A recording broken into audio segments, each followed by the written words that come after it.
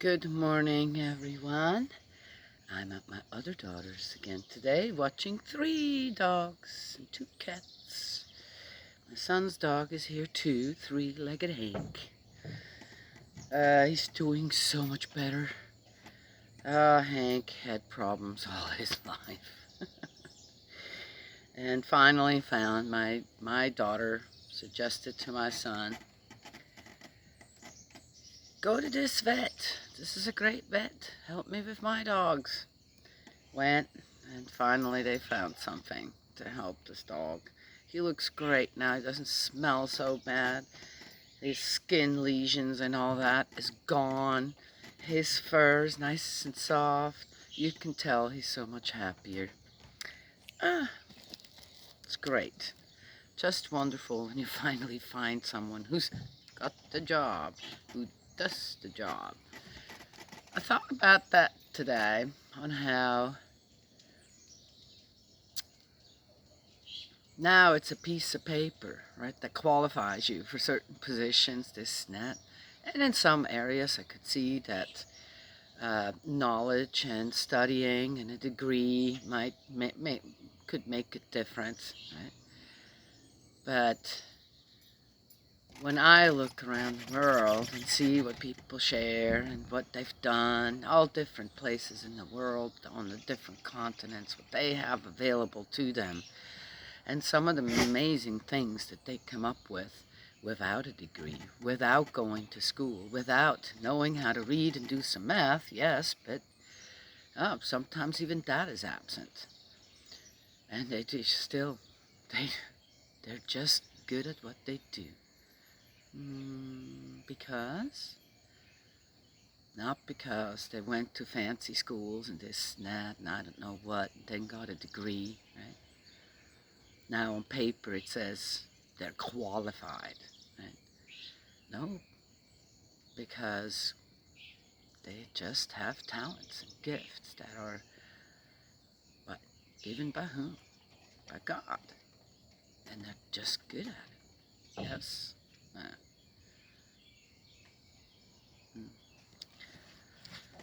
Well, anyway, I thought about that today, this morning. Saw another one where someone said that, yep, wonder how many people know that it was all the Democrats that owned all the slaves in this country, which is not quite true. But, and I thought, so what's a slave? Yes. Interestingly enough, right, it's any time you're sold as a human being to someone else. Someone buys you, you become a slave. But it's not just that. I mean, slavery is it's right here. Old Testament, slaves were a big thing. And I think of, anytime you sell yourself, you become a slave, one way or another. Anytime you let someone bribe you to do something you full well know is not right, is wrong, you become a slave. It's true, isn't it? Slavery is still alive in many ways. Always been. Does it have to stay that way? And then when I see people out there, right, going after one due or another due to ancestry, this, that, I have to say, what's your agenda, really, when it comes to that? Yeah?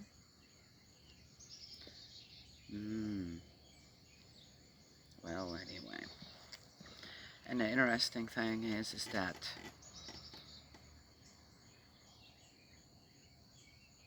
one's own people enslaves oneself. Yes? It's not other races or this or that. That's where much more common, was much more common, is much more common. Yes?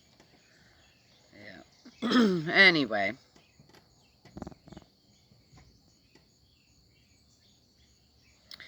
It's an interesting one.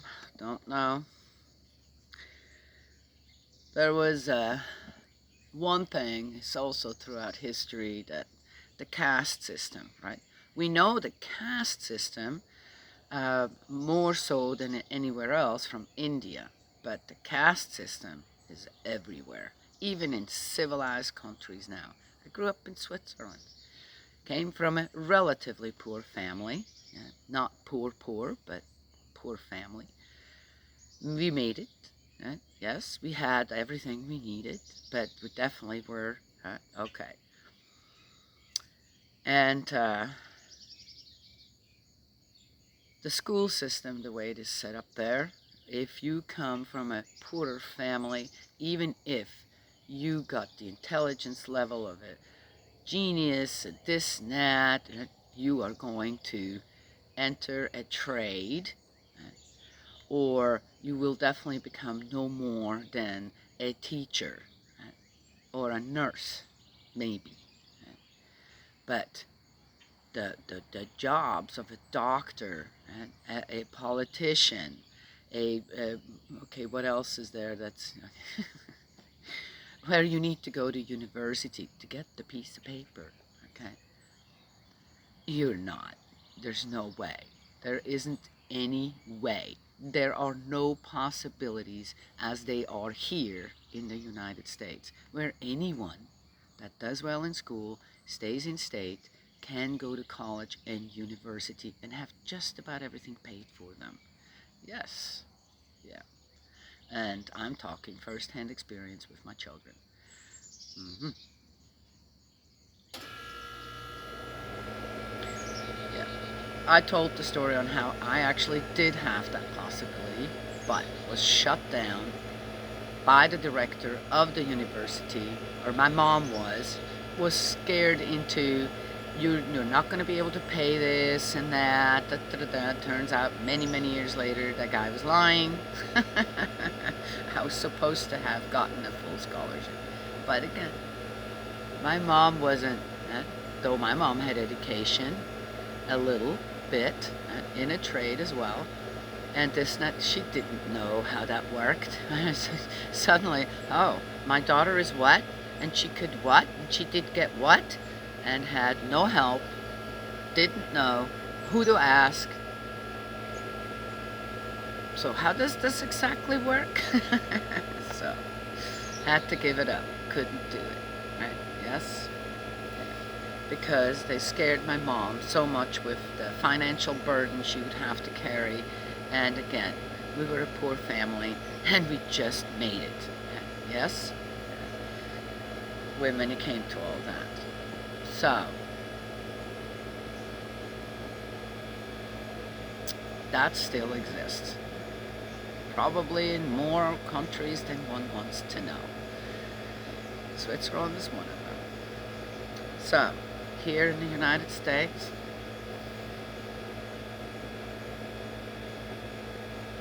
it's in place that if you have something you really want to do and set your mind to, you can do it. It can be done with very little cost to you.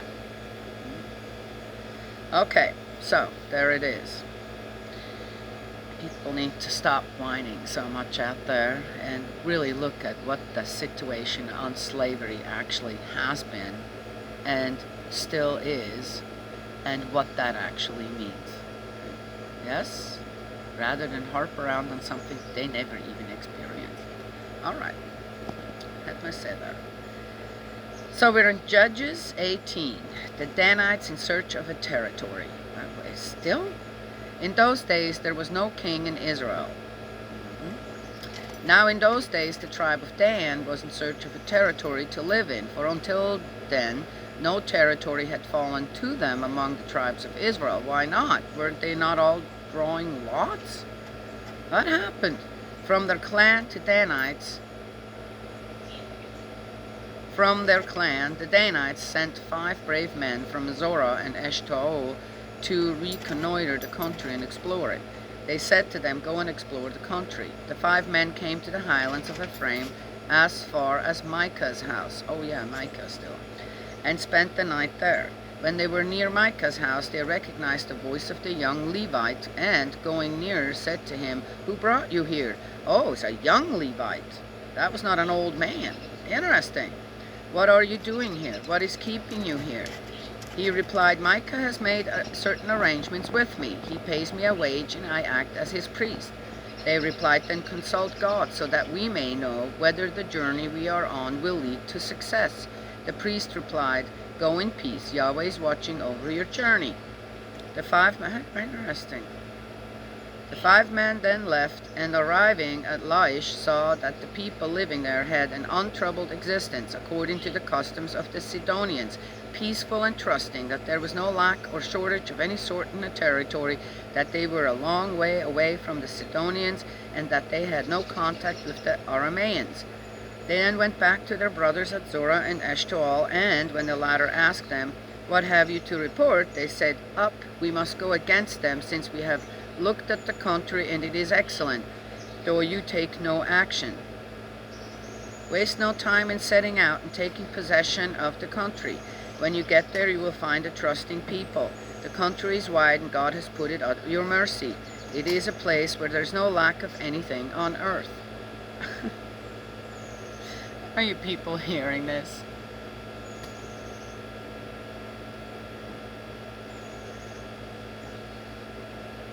How can this be the people of God? Here they are, they go reconnoitering, and see, oh yeah, they're trusting people. They live peaceful, they're prospering, this, that. Yep, that's the country that God has laid at our mercy. Yeah, they gotta go. What is that? That's God? Oh.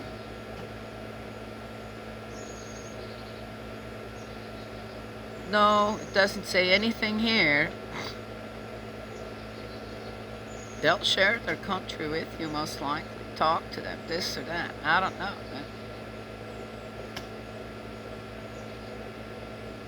No communication going on. Are you hearing this? This is so sad to me. This is just sad. It's just the migration of the Danites. From these places, consequently from the clan of Danites at Zorah and Eshtaol, 600 men set out equipped for war. They went up and camped at Kiriath Jearim in Judah. Oh my gosh, this breaks my heart. Breaks my heart. And for this reason, the place is still called the Camp of Dan today. It lies to the west of Kiriath Jearim. From there they entered the highlands of Ephraim and came to Micah's house.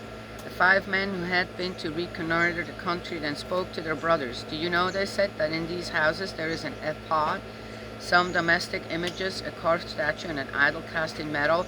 So now work out what you have got to do." So turning off the road, they went to the young Levite's dwelling, to Micah's house, and greeted him peacefully, while the 600 men of the Danites, equipped for war, stood at the threshold of the gate. The 5 who had been to reconnoiter the country went on into the house and took the carved statue, the ephod, the domestic images, and the idol cast in metal. Meanwhile, the priest remained at the threshold of the gate with the 600 men equipped for war. The heck is that now? These men, having entered Micah's house, took the carved statue, the ephod, the domestic images, and the idol cast in metal. The priest, however, said, "What are you doing?" "Be quiet," they replied. "Put your hand over your mouth and come with us, and become our father and priest. Are you better off as a domestic priest to one man, or as a priest to a tribe and clan in Israel?" The priest was delighted. He took the ephod, the domestic images, and the carved statue, and went off among the people. What did I say about bribes? This Levite had a good arrangement, kind of as an equal, among the people of Micah in his house. And what is he doing now? Is this the problem with the Levites? They just went into one of their own homes and stole things.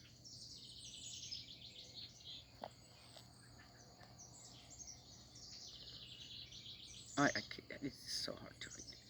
Resuming their original line of march, they set off, having put the women, children, livestock, and baggage out in front.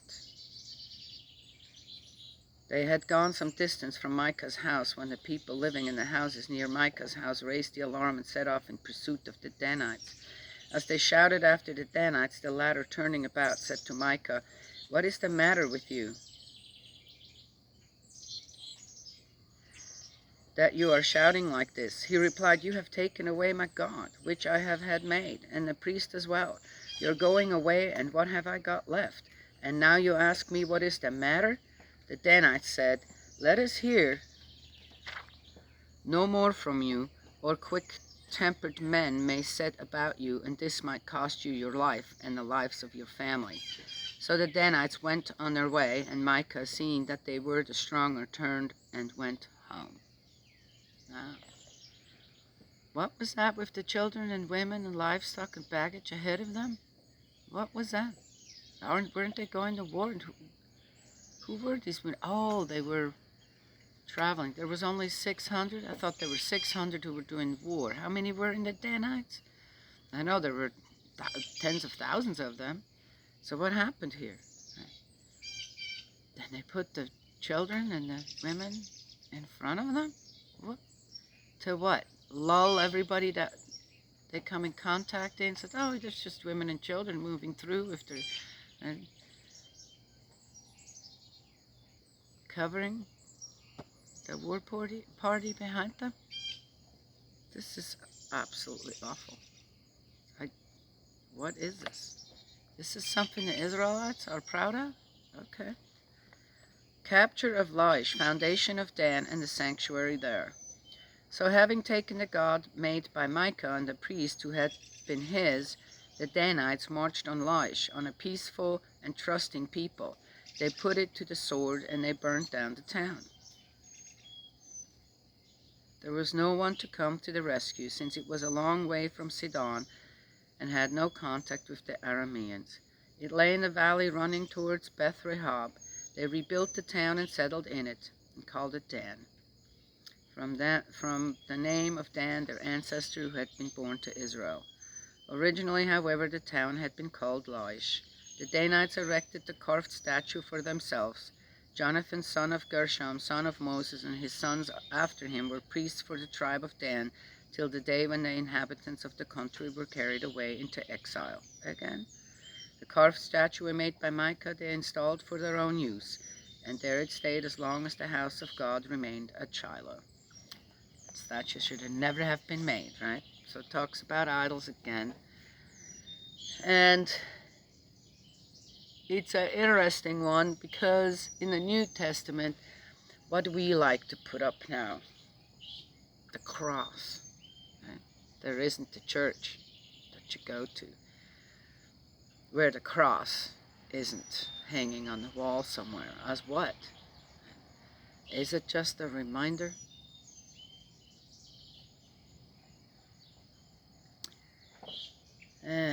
Anyway. Wow, this was really hard to read.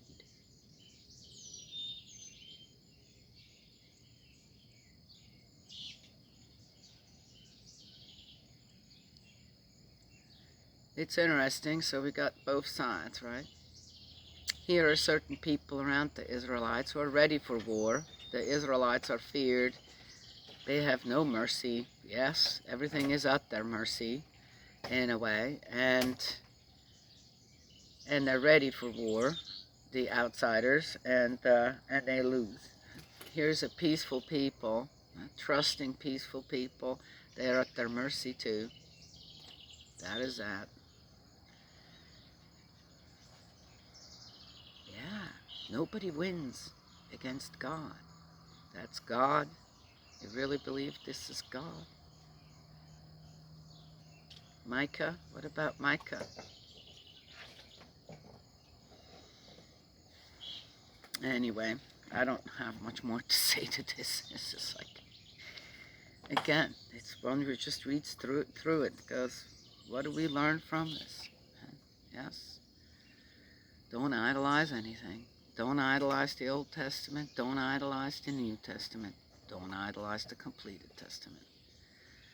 I think that the true people to God, the people really inspired by God, the messages that they gave, including in the beginning when God had a more direct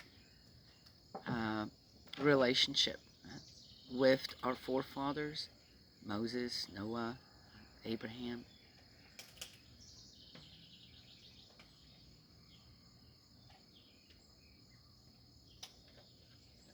The main thing always was, don't have anyone before me. Make sure that you're not suddenly having something sitting there that then you're, talking to a statue, and you forget where I live within you and around you, and how that relationship works. Brought up slavery. In the beginning, don't sell yourself out, become that slave to something that then your whole self gets distorted and you can hardly find your way out of it. Yes?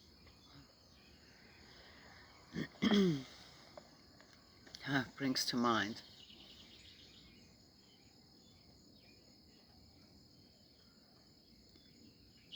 a wrong made right is still wrong. It's still wrong.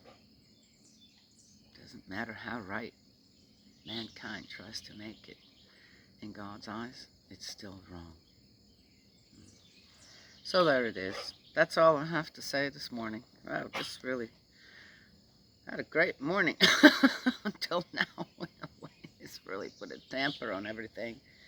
Just disappointed.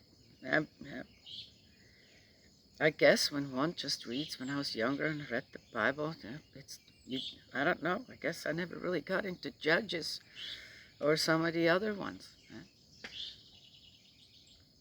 Other books where you really kind of do the in-depth studying, and you're going, what? Now I'm older, I have some knowledge, I have much greater connection to spirit world and God than I've ever had when I was a child.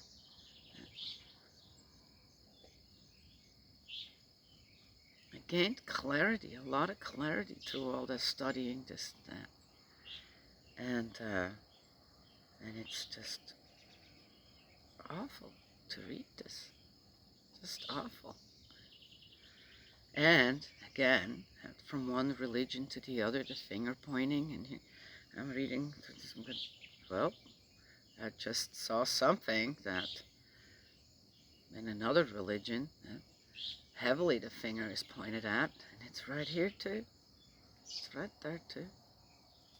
So how are we going to make this right in this world? How are we? Number one, make sure you're not a slave to anything or anyone. Don't sell yourself. No matter what the reason, don't do that. Eternity is not here on earth. Eternity is in spirit world. Okay, that's all I have to say. Bullying. Being bullied. That's another form of slavery, and it's rampant everywhere. Huh? Yes? Oh, by children? No. By adults teaching children, then turning their head away. Oh, because most bullies aren't poor. All right, that's all I have to say this morning. God's love and blessings always. May He protect you, and I will talk to you all another time.